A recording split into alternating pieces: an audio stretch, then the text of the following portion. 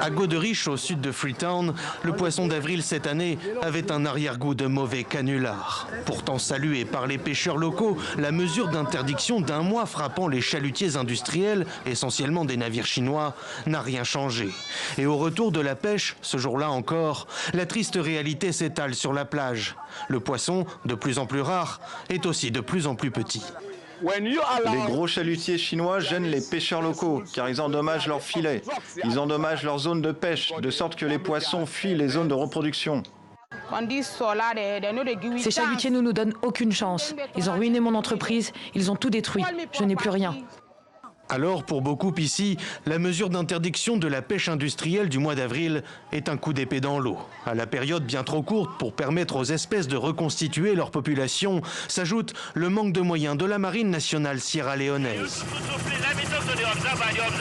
Malgré les contrôles en mer, des filets et des cargaisons, en 1 mois, les patrouilles n'auront attrapé que du menu fretin. Et paradoxalement, essentiellement des bateaux de pêche artisanale qui tentaient de revendre du poisson à des exportateurs malgré l'interdiction.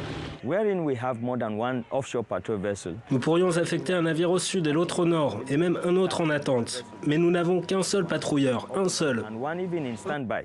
Mais le manque de moyens n'est pas seul responsable. La corruption, endémique dans le pays, et la faiblesse des amendes pour les contrevenants font figure d'appât pour les compagnies étrangères peu scrupuleuses et aux puissants moyens financiers. Tout le monde sait ce qui se passe. Il n'y a qu'ici ça existe où tout le monde peut venir pêcher et que sans aucune sanction. Donc il faut une volonté politique forte. En attendant, selon une étude publiée en 2017, en Sierra Leone, environ 30% des prises des flottes industrielles étrangères proviennent de la pêche illégale.